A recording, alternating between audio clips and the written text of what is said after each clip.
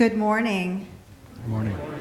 I never knew I was so expressive with my hands, so I'm glad I have two things to hold as I talk with you this morning.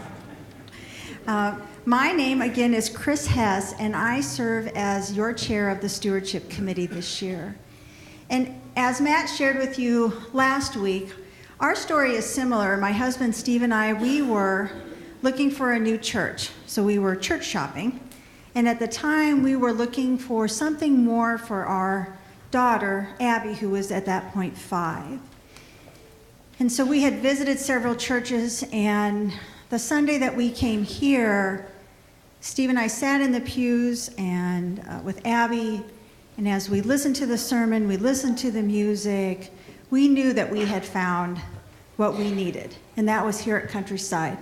Not only for Abby, but really for Steve and I too. And that has come true so much more than we ever expected in the 4 or so years that we have been here. And I would say in my 4 years here, I have grown more in my faith than I have in the last 15. And as I reflected on why that is, I have to say a lot of it is due to the sermons of Eric and Chris. For me, the way that they're able to deliver God's word and Jesus' teachings is in a way that I've never been able to connect with those messages and words before. And those messages I not only connect with, but they make me want to be better. They make me want to live out being a good Christian 7 days a week, 365 days a year. Recently, I was in a situation with someone where I was very frustrated with this person. And I knew that we were going to be having a conversation, and so as I thought about what was it that I was going to say, I couldn't help but think of something that Eric had said in an earlier sermon, this had been months ago, about what if this person were Jesus? What if this person was Jesus? And once I had that realization and that mindset, my frustration quickly dissolved because I certainly wanted Jesus to know that I was much more than my frustration. I wanted him to see of all of who I am in my goodness. And I would say because of that, the person and I had certainly a much more productive and meaningful conversation than we would have had I brought all of that frustration to the table. The other thing I would share is recently Eric has spent a lot of time focusing us on the Sabbath and how important that is, and in the sense of it being one of the 10 commandments, and that all of the commandments are important. One is not more important than the other. And before he had us focus on that, I will say I'm not proud of it, but I really was not practicing the Sabbath. I work full-time outside the home. I'm involved in my daughter's school. I'm involved in the church here. I'm involved in my professional association. And just with my personality, Steve would attest that it's very easy for me to have something to do every hour of almost my whole waking day. I can check off lists, I can go run errands, do what needs to be done. And when Eric talked a lot about the Sabbath, and then put it in a context of to not honor the Sabbath, likened it to killing oneself, that was a huge crossroad for me. So since that time, I've really tried to make a change in my life to honor the Sabbath. I am not perfect at it.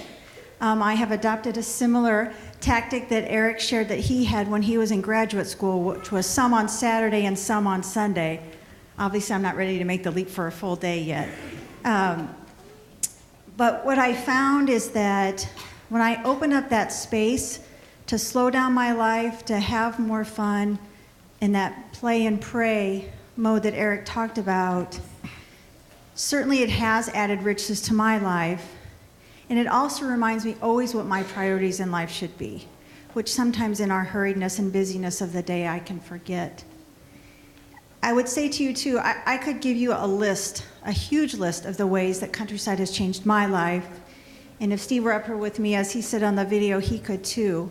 And so as we talked about our pledge for 2014, we have decided to increase our pledge. Steve has been involved with Darkwood Brew since its inception. Our daughter Abby has sung in the children's choirs almost since the day we arrived. Steve and I facilitate a small group, people that we have come to adore and think so fondly of. And then I also serve in the Board of Trustees, and really those have become some of our sweet spots in each of our lives. And as a Board of Trustee, I would also share with you that over the last couple years, the total amount of pledges that have come in have fallen short to what the church's financial needs are. And so that's when Chris announced the town hall. We really are asking for people to come to these town hall meetings so that we can share with you what the financial position is of the church and why it is that we do this stewardship campaign each year. This is an amazing church. And we want to be able to continue to meet all of the needs that have been established at this point, so that people feel totally fulfilled when they leave Countryside each Sunday.